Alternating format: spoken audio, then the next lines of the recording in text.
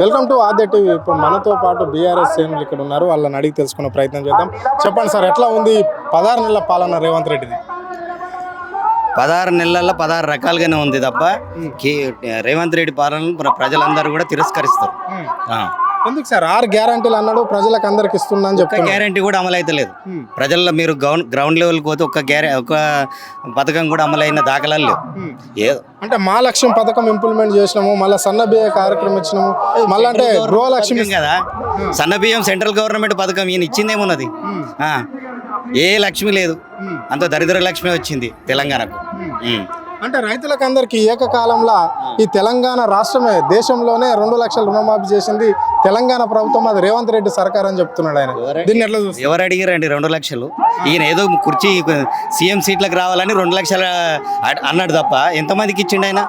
ఇచ్చింది ఏం లేదు. ఈ ప్రజలను మభ్యపెట్టనీకే ఆయన ముఖ్యమంత్రి కావడం కోసము ఆ 2 లక్షల హామీ ఇచ్చిండు తప్ప దానివల్ల ఎవరికి రైతులకు ఉపయోగపడ్డది ఏమీ లేదు. కేసీఆర్ సర్కార్ ఇక్కడ ఈ రాష్ట్రంని 50 ఏళ్ళు ఎంటకు తీసుకుపోయింది, 9.5 సంవత్సరాలు పాలించింది. కేవలం 1 ఇయర్లోనే ఈ రాష్ట్రాన్ని అభివృద్ధి చేస్తున్నాము. అన్ని విధాలుగా ముందుంటుంది ఈ కాంగ్రెస్ గవర్నమెంట్. ఇందిరమ్మ రాజ్యంలో ప్రజలకు ఎలాంటి ఇబ్బందులు లేకుండా ప్రజాపాలన కొనసాగుతుంది ఈ రాష్ట్రంలో అని చెప్పేసి కాంగ్రెస్ సీనియర్ నాయకులు అంటున్నారు, మంత్రులు అంటున్నారు. మళ్ళీ ముఖ్యమంత్రి గారు ఇదే మాట అంటుండే. దీన్ని ఎట్లా చూడాలి? ఇప్పుడు గల్లీ నుంచి ఢిల్లీ వరకు కేసీఆర్ ప్రభుత్వంలో ఎన్ని అవార్డులు వచ్చినాయో మన అందరికి తెలుసు. ఏది ప్రతి హరితహారం కావచ్చు, ఏదైనా కానీ ఏ రాష్ట్రానికి రాని అవార్డులన్నీ తెలంగాణ గవర్నమెంట్కు కేసీఆర్ హయాంలో వచ్చినాయి. రేవంత్ రెడ్డి హయాంలో ఏమొచ్చింది? ఏ అవార్డు వచ్చింది? వీళ్ళు ఖచ్చితంగా ప్రజల తిరస్కరణకు గురవుతారు. ప్రజలు కాంగ్రెస్ గవర్నమెంట్ అంటేనే ఒప్పుకోవడం లేదు. ఏంటి మరి కళ్యాణ లక్ష్మి, షాదీ ముబారక్ ముచ్చట ఏంటి? మళ్ళీ వృద్ధులకు ఇస్తున్న పెన్షన్ ముచ్చట ఏంటి? వికలాంగుల పెన్షన్ ఏంటి? ఎంతవరకు వస్తుంది ఈ గ్రామాలలో?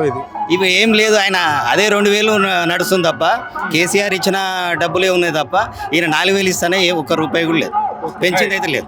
రైట్, చెప్పండి అన్న, ఎట్లా కొనసాగిందన్న ఈ 15 నెలల? అంటే గతంలో బీఆర్ఎస్ ప్రభుత్వాన్ని చూసారు, ఇప్పుడు కాంగ్రెస్ ప్రభుత్వాన్ని కూడా చూస్తున్నారు ప్రజలు. మరి కేసీఆర్కు రేవంత్ రెడ్డికి వ్యత్యాసం ఏంటి? కేసీఆర్కు కళ్యాణ లక్ష్మి పథకం ఒకటి, షాదీ ముబారక్ పథకం ఒకటి, అదే మిషన్ కాకతీయ, మిషన్ భగీరథ. మీకు అందరూ తెలుసు, మీరు గ్రౌండ్ లెవెల్లో మీరు కూడా తెలుసు. గతంలో ఈ సమ్మర్ టైం వచ్చిందంటే బోర్లు వేయడానికి చాలా ఇబ్బంది పరిస్థితులు ఉండే. ప్రతి దగ్గర గ్రామ పంచాయతీ ముందర కుండలు బిందెలకు ఆసనం ఇస్తుండే. ఈరోజు మిషన్ కాకతీయ ద్వారా ఒక ఇంటికి మిషన్ భగీరథ ద్వారా ప్రతి ఇంటికి నల్ల వచ్చే విధానం మన కేసీఆర్ గారి ప్రభుత్వం ఏర్పాటు చేసింది. అంటే ఇప్పుడు మిషన్ భగీరథ వాటర్, ఇంటింటికి వాటర్ అని చెప్పేసి కేసీఆర్ సంకల్పం అది చేయడం జరిగింది. సో మరి ఇప్పుడు ఈ 15 నెలల రేవంత్ రెడ్డి సర్కారులో ఇప్పుడు సమ్మర్ స్టార్ట్ అయింది, సమ్మరే ఇప్పుడు ఉంది. సమ్మర్లో మరి వస్తున్నాయి ఇంటింటికి? మీకు అందరు తెలుసు, గ్రౌండ్ లెవెల్ మీ అందరికీ కూడా తెలుసు, విలేకరులకు అందరు తెలుసు, ప్రెస్ సోదరులు అందరూ తెలుసు. గ్రౌండ్ లెవెల్ కేసీఆర్ నీళ్ళే అంటారు తప్పితే కేసీఆర్ నీళ్ళు లేడు, కేసీఆర్ నీళ్లు వస్తలేవన్న సంగతి మనందరూ తెలుసు. జగమెరిన సత్యం, అది మీకు కూడా తెలుసు. అది చలో మరి ఎట్లుందన్న ఇప్పుడు ప్రతిసారి రేవంత్ రెడ్డి ఓన్లీ కేసీఆర్ను టార్గెట్ చేసి మాట్లాడవలసిన అవసరం ఏముంది? అధికారంలో ఉన్న ఒక ముఖ్యమంత్రి కేసీఆర్ను ఎందుకు టార్గెట్ చేస్తాడు? కేసీఆర్, కేటీఆర్ నేను ఏమంటున్నా మీకు కూడా చెప్తున్నా, ఆయన హైప్ మెయింటైన్ చేస్తుండు తప్ప వేరే ఏం లేదు. కేసీఆర్ మీద ఒడితే ఏమనుకున్నాడు? గవర్నమెంట్ లేక మీద ప్రతిపక్షంలో ఉన్నప్పుడు ఒరితే దానికి అర్థం పడదాం ఉన్నది. నువ్వు గవర్నమెంట్లో ఉన్నప్పటికీ కూడా నువ్వు ఒక ముఖ్యమంత్రి అయిన సోయి కూడా నీ దగ్గర లేదు. కేసీఆర్ని అట్లా మాట్లాడడం, ఒక ముఖ్యమంత్రి, మాజీ ముఖ్యమంత్రి మాట్లాడొచ్చా? వీధి రౌడీలు మాట్లాడిన మాటలు మీరు మాట్లాడుతున్నారు అంతే. మీరేం చేస్తారు? 20 సంవత్సరాలు వెనుక పోయిందన్నమాట మనందరూ తెలిసే విషయమే. కాంగ్రెస్ ప్రభుత్వం 20 సంవత్సరాలు పాతాళానికి పోయింది. రేపు వచ్చే 3.5 సంవత్సరాలలో నికాసుగా కేసీఆర్ గవర్నమెంట్ ఫామ్ చేయబోతుంది. ఇది సత్యం, నిజం. చెప్పండి అన్న, స్థానిక సంస్థల ఎన్నికలు ఎందుకు ఈ రాష్ట్ర ప్రభుత్వం పెట్టలేకపోతుంది? గ్రామాలలో సర్పంచులు లేక నానా అవస్థలు పడుతున్నారు ప్రజలు, అయినా ఎందుకు పట్టించుకుంటలేదు ఈ ప్రభుత్వం? ఆర్థిక పరిస్థితి ఉంది కాబట్టి పెడతలేరు. ఆర్థికం డబ్బులు లేవు కాబట్టి పెడతలేరు. అది ముందుకు జరుపుతా పోయారు. ఆ రుణమాఫీ కొందరికి చేసి రైతు భరోసా మొత్తం ఎగ్గొట్టిండు ఒక పసలు మొత్తం. ఇంకా అందరు మొత్తుకుంటారు ఇప్పుడు డబ్బులు లేవు ఇత్తనాలకు ఎట్లా ఏం సంగతి అని. మరి 6 గ్యారంటీల పరిస్థితి ఏంది అంటే పెద్దవాళ్ళకి పెన్షన్స్ ఇంప్లిమెంట్ చేస్తామన్నాడు, మళ్ళా కళ్యాణ లక్ష్మి అన్నాడు, తులం బంగారం అన్నాడు, అంటే అనేక హామీలు సబ్బండ వర్గాలకు సబ్బండ కులాలకు కూడా హామీలు ఇవ్వడం జరిగింది ఈ రాష్ట్ర ప్రభుత్వం. మరి గ్యారంటీలల్లా 2 గ్యారంటీలు చేసిండు, ఒక బస్సు ఒకటి కరెంటు, అంతే, వేరేది ఏం లేదు. ఇక అన్ని జీరో. కరెంటు కూడా 75% వచ్చింది, గ్యాస్ కూడా లేదు, ఏది లేదు, ఏ గ్యారంటీ లేదు. ముఖ్యమంత్రి రేవంత్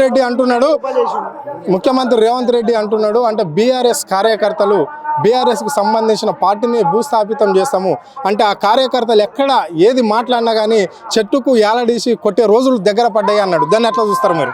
బీఆర్ఎస్ కార్యకర్తలు తెలంగాణ ఉద్యమం స్టార్ట్ 2001లో మేము చేసినాము. తెలంగాణ రాష్ట్రం ఏర్పాటు కాకుంటే రేవంత్ రెడ్డి ముఖ్యమంత్రియే కాకపో జన్మంతా కూడా ఈ జన్మంతలో కూడా ఇలా బీఆర్ఎస్ ప్రభుత్వం కేసీఆర్ పుణ్యమని ఆయన ముఖ్యమంత్రి అయ్యాడు. లేకపోతే ముఖ్యమంత్రి ఎట్లా అవుతుండే ఆయన? అంటే ఇక్కడ రేవంత్ రెడ్డి ఒక మాట అంటుంటాడు ప్రతిసారి, కేసీఆర్ వల్ల తెలంగాణ రాలేదు, మా కాంగ్రెస్ పార్టీ తెలంగాణ ఇచ్చింది అంటాడు. ఇది ఎంతవరకు సత్యం? మరి ఆయన కాంగ్రెస్ ప్రభుత్వము తెలంగాణ ఇచ్చింది, ఆయన అన్న మాట కూడా మేము కూడా వాస్తవమే. 1200 మంది చనిపోయినాక ఏం చేసింది? ఏం చేసారు వాళ్ళు? సెంటర్లో ఇంతమంది చనిపోయినాక ఏం చేసింది? మొత్తం భారతదేశాన్ని కాదు ప్రపంచ దేశాలను ఒప్పించుకొని కేసీఆర్ రాష్ట్రాన్ని ఏర్పాటు చేసిండు. ఈయన చేయమను ఇప్పుడు ఉన్న రాష్ట్రాన్ని చక్కగా దిద్దుమని చాలు, అభివృద్ధి పదాన్ని నడిపిమని ఇప్పుడు చాలు. ఆల్రెడీ అభివృద్ధి పదంగానే నడిపిస్తున్నాము ఈ రాష్ట్రాన్ని. ఇందిరమ్మ రాజ్యంలో ప్రజలకు ఎలాంటి ఇబ్బందులు ఉండవు, ఇది ప్రజాపాలన. కానీ ఇక్కడ ఇండస్ట్రీలు రావాలంటే అడుగడుగున బీఆర్ఎస్ నాయకులు బీఆర్ఎస్ కార్యకర్తలే ఇండస్ట్రీలు రాకుండా అడ్డుపడుతున్నారు ఈ రాష్ట్రంలో అంటున్నాడు ముఖ్యమంత్రి. ఈ వాక్యాలను మీరు ఎట్లా చూస్తారు? అదంతా చేతగాంతనం, అది చేతగాంతనం ఆయన మాట్లాడే మాటలు. బీఆర్ఎస్ కార్యకర్తలు అడ్డుపడితే నువ్వు ఆపుతావా? అంటే లగచెర్ల విషయమే కావచ్చు, రామన్నపేట విషయమే కావచ్చు, జైరాబాద్ నిమ్స్ పక్కన డప్పూర్ విషయమే కావచ్చు, అంటే విలేజ్ ఫార్మా కంపెనీ తీసుకొస్తా అంటే వీళ్ళే అడ్డుపడుతున్నారు, ఏ కంపెనీ రాకుండా. హైదరాబాద్లో హైడ్రా విషయమే కావచ్చు, లేకుంటే మూసి పక్షాల విషయంలో అన్ని విషయాలలో కేవలం బీఆర్ఎస్ నాయకులు అడ్డుపడుతున్నారని ముఖ్యమంత్రి అంటున్నారు. ముఖ్యమంత్రి 3 గ్రామాల ప్రజలు అడ్డుపడితే ముఖ్యమంత్రి చేయనిక చేతన అయితే లేదంటే నువ్వు పదవి ఎట్లా నిర్వహిస్తావు? నువ్వు రాజు ఎట్లా అవుతావు? నువ్వు ముఖ్యమంత్రి ఎట్లా పరిపాలిస్తావు? ముఖ్యమంత్రి నువ్వు అనర్హుడు అవుతావు. నువ్వు అసలు 3 గ్రామాల ప్రజల కిందకే వస్తారు ఇప్పుడు వాళ్ళంతా. ఇప్పుడు కొడంగల్ నుంచి ఈ 3 గ్రామాల ప్రజలు వచ్చి నేను అడుక్కున్నారు. ఇప్పుడు తెలంగాణ రాష్ట్రంలో ఉన్న బీఆర్ఎస్ కార్యకర్తలు రాలేరు ఇప్పుడు నేను అడుక్కోనికే. 3 గ్రామాలు అంటే ఒక మండలం కానీ ఒక కాన్స్టిట్యున్సీ తీసుకోను, ఒక కాన్స్టిట్యున్సీ ప్రజలకే నువ్వు భయపడవంటే నువ్వేం అభివృద్ధి చేస్తావు? నువ్వేం చేస్తావు ఇంకా నువ్వు అభివృద్ధి? పలుమార్లు ఇక్కడ ముఖ్యమంత్రి ఒక మాట అంటుండే, కుటుంబ పాలన నడుస్తుంది ఈ రాష్ట్రంలో అని చెప్పేసి అధికారంలోకి వచ్చిన ముఖ్యమంత్రి ఈ రోజు ఏ పాలన చేస్తున్నాడు ఈ రాష్ట్రంలో? ఆయన కూడా కుటుంబ పాలన చేస్తున్నాడు కదా. తిరుపతి రెడ్డికి ఉన్న పదవి ఏంది? తిరుపతి రెడ్డికి ఉన్న పదవి ఏంది? ప్రతి స్టేజ్ మీద తిరుపతి రెడ్డిని ఆహ్వానించి మన తిరుపతి రెడ్డి గారి ముందర ఆహ్వానిస్తారు ప్రతి సభలో కూడా. ఈయన కుటుంబ పాలన వీరు ప్రతి ఒక్కరు తెలంగాణ ఉద్యమంలో పాల్పంచుకున్నారు. వీళ్ళు తెలంగాణ ఉద్యమంలో పాల్పంచుకున్నారు. వాళ్ళ కుటుంబం కవిత గారు చేశారు, కేటీఆర్ గారు చేశారు, హరీష్ రావు అయితే చిన్న పనులు చేసుకుంటూ వచ్చినాడు. ఇంకా కేసీఆర్ ఏమో ఎన్నట్టున్నాడే. కుటుంబ పాలన ఎక్కడ జరిగింది? ఇలా ఉద్యమం చేసి వచ్చిన వాళ్ళు కొట్లాడి తన్నులు తిన్నారు. పోలీసులు కొడితే బడలు ఓడిపోయినాయి అందరివి. హైదరాబాద్లో కొడితే పిల్లలు ఆసిపోయినాయి, పెంటకని కొడితే తోలు ఊసిపోయినాయి అందరికి. ఈ తన్నులు తిన్న తర్వాతనే రాష్ట్రం ఏర్పాటైంది. మరి వీళ్ళ దాంట్లో కూడా తిన్నోడు ఉన్నాడా? కాంగ్రెస్ ప్రభుత్వం తన్నులు తిన్నాడు. అప్పుడు ఆ కాంగ్రెస్ కార్యకర్తనే తన్నులు తిన్నాడా? పోలీసులతో తిన్నాడా? రేవంత్ రెడ్డి గన్ను తీసుకుని తను కలిసి పడేస్తా నన్ను ఆపుతావుడా అని. ఇందులో ఉన్న మహేందర్ రెడ్డి కూడా మేము మేము ధర్నా చేస్తే వాళ్ళందరి పని పాటలేని లంజ కొడుకులు వచ్చి ధర్నాలు చేస్తారు ఇక్కడ అన్నాడు. నేను స్వయంగా దానికి నేనే కారణం, నేను సాక్ష్యం. మరి ఎట్లా చూస్తారు ఆ వాక్యాలను? మీరు ఎట్లా చూస్తారు పట్నం మహేందర్ రెడ్డి వాక్యాలను ఎట్లా చూస్తారు? చూస్తలేమా ఇప్పుడు? మళ్ళీ ఏడున్నాడు, మళ్ళీ ఏడు ఉండాలి నానే ఉన్నాడు. అప్పుడేం అట్లా మాట్లాడాడు. వాళ్ళకి ప్రభుత్వంలో పదవి కావాలి, ప్రజల కోసం పనిచేసే వాళ్ళు కానీ గారు వాళ్ళు చేయరు కూడా. ఓకే రైట్ చెప్పండి అన్న, నిరుద్యోగుల సమస్యలు ఏంటి ఈ రాష్ట్రంలో? 2 లక్షల ఉద్యోగాలు ఇస్తాము ఇక్కడ అని చెప్పేసి 1 yearలో 2 లక్షలు ఇస్తామని కాంగ్రెస్ పార్టీ అధికారంలోకి వచ్చింది. మరి ఎంతవరకు ఇంప్లిమెంట్ అయింది రాష్ట్రంలో? వచ్చినా కానీ ఒక ఉద్యోగం కూడా ఇయ్యారు ఉద్యోగులకు. నిరుద్యోగులు అట్లనే బతకాలి. వాళ్ళు కూలి పని చేసుకొని స్టార్ట్ చేసిన కూలి పని లేకుండా కూడా చేసిండు ఈయన రేవంత్ రెడ్డి వచ్చి. రియల్ ఎస్టేట్ లేక పబ్లిక్ చాలా ఇబ్బందులు పడతారు. ఎక్కడ పనులు దొరకలేవు.